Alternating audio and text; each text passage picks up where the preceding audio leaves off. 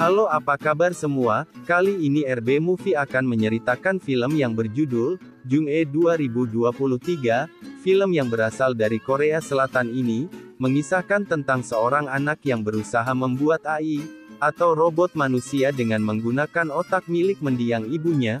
Apakah penelitian itu berhasil ia selesaikan? Yuk simak alur ceritanya sampai selesai. Tapi sebelum kita ke alur ceritanya, Mimin mau ngingetin dulu ya guys, kalau konten ini berisi full spoiler, dan seperti biasa sebelum kita masuk ke alur cerita filmnya, silahkan klik dulu tombol subscribe, dan langsung saja ke alur cerita filmnya.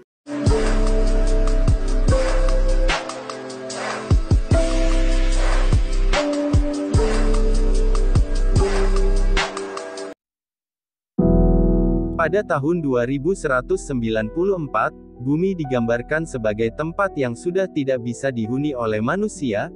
Akibat hal itu manusia pun terpaksa tinggal di sebuah tempat penampungan yang dibuat di luar angkasa.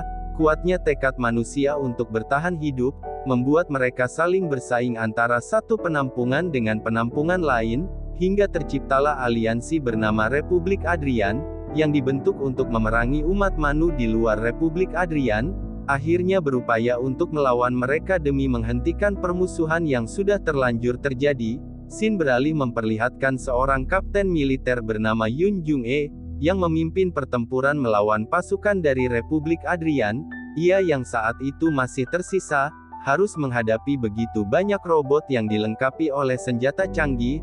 Misi ini memang sangat sulit dan berbahaya, sehingga Kapten Yoon pun gagal dalam pertempuran tersebut. Ternyata apa yang baru saja kita lihat adalah simulasi yang dilakukan oleh robot AI, yang berbentuk seperti Kapten Yoon. Sudah puluhan tahun Kapten Yoon mengalami koma, namun kemampuannya yang luar biasa membuat para peneliti tertarik untuk menggunakan otaknya, dan menghidupkannya kembali. Alhasil terciptalah sebuah laboratorium bernama Kronoid, yang dikhususkan untuk menciptakan AI, atau robot kecerdasan buatan sebagai senjata biologis.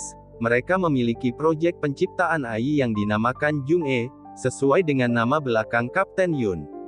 Pemimpin dari penelitian ini sendiri adalah putri Kapten Yoon yang bernama So-hyun, di mana ia memiliki tekad yang kuat untuk menghidupkan ibunya kembali, dengan harapan nantinya Kapten Yoon bisa kembali tugas untuk memimpin pertempuran melawan Republik Adrian.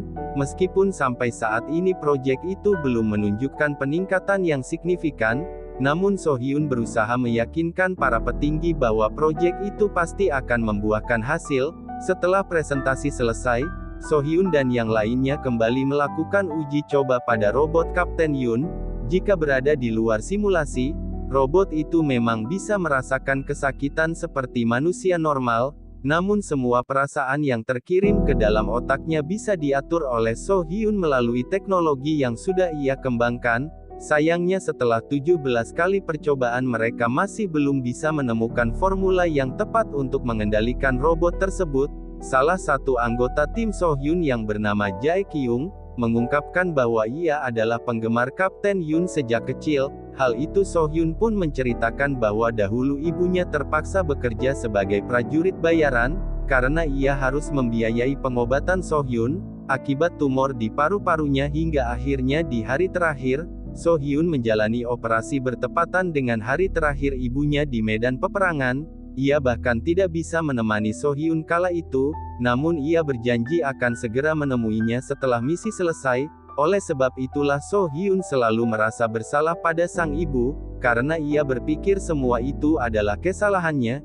Ia mulai menduga apakah sang ibu membencinya, karena hal itu atau tidak. Jae Kyung yang mendengarnya pun menyarankan agar So-hyun menanyakan hal itu langsung pada sang ibu. Setelah simulasinya selesai, So-hyun kemudian menemui seorang dokter untuk menjalani tes etik, atau bisa dibilang tes kesehatan. Setelah dilakukan pemeriksaan menyeluruh, dokter mengatakan bahwa tumor di paru-paru So-hyun kini kembali muncul dan mulai menyebar di seluruh tubuhnya. Dokter bahkan memperkirakan So-hyun hanya akan bertahan hidup selama 3 bulan. Mendengar hal itu, So-hyun pun merasa sedikit kesal. Jika tahu semua ini akan terjadi, maka lebih baik ia tidak pernah dioperasi sejak awal. Dokter kemudian menyarankan pada So-hyun untuk melakukan replikasi otak, dan memindahkannya ke tubuh Prostesius. Dengan begitu ia masih bisa merasakan kehidupan meskipun dengan menggunakan tubuh robot. Ada beberapa tipe pemindahan otak yaitu tipe A, B dan C, dan semuanya tergantung dari biaya yang dikeluarkan. Jika tipe A, otak pasien akan dipindahkan ke tubuh prostesis, dan mendapatkan hak asasi yang sama seperti manusia. Tipe B, otak pasien masih mendapatkan hak asasi manusia, namun tidak lengkap.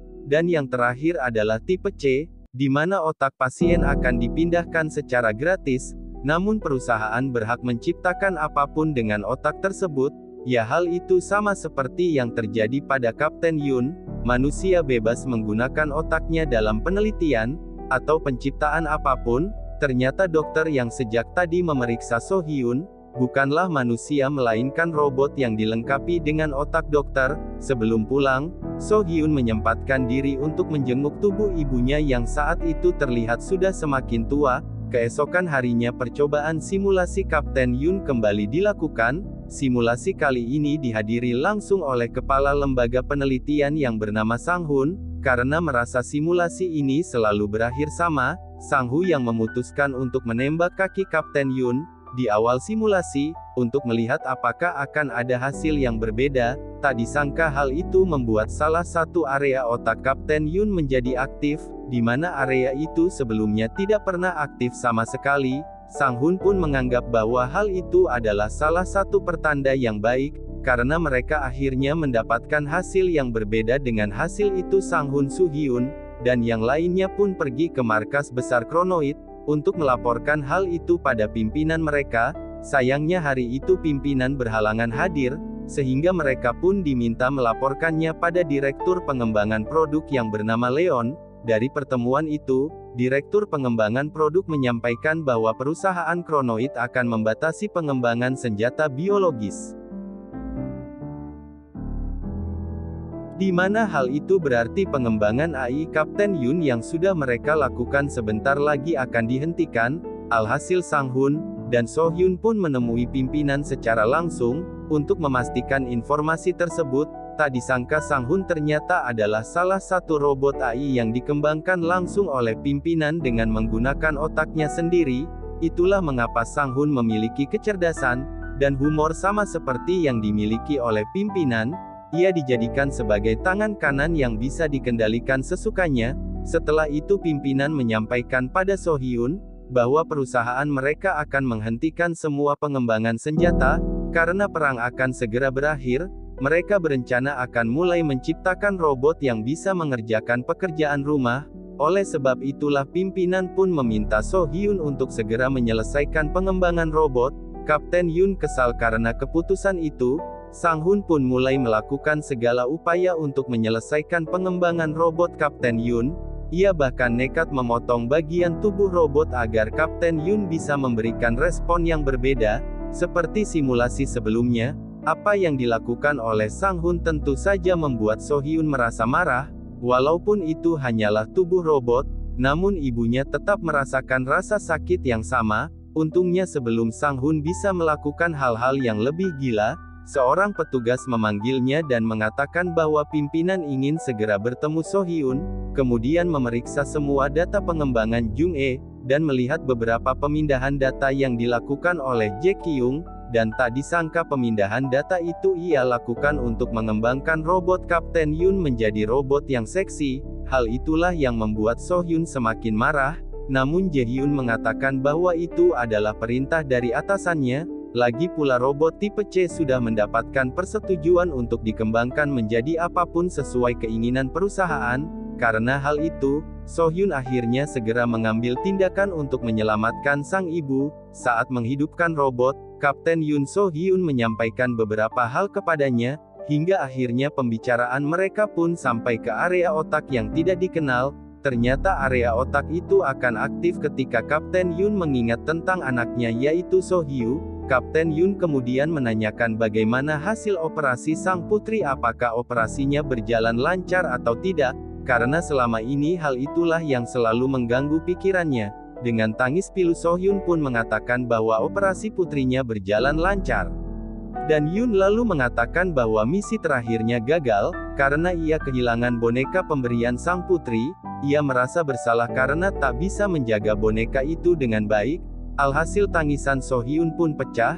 Seketika ia tak bisa lagi membendung air mata yang sejak tadi sudah ia tahan. Setelah itu ia pun bersumpah akan menyelamatkan sang ibu apapun yang terjadi. Dalam simulasi terakhir So Hyun membimbing ibunya untuk mengikuti semua perintahnya. Rencana So Hyun adalah membawa sang ibu keluar dari laboratorium, agar ia bisa menikmati hidup dengan bebas. Sang Hun yang melihat hasil simulasi, menyadari adanya sesuatu yang aneh, ia pun memanggil polisi untuk mengepung laboratorium, dan menangkap So Hyun serta ibunya sesuai rencana Kapten Yun.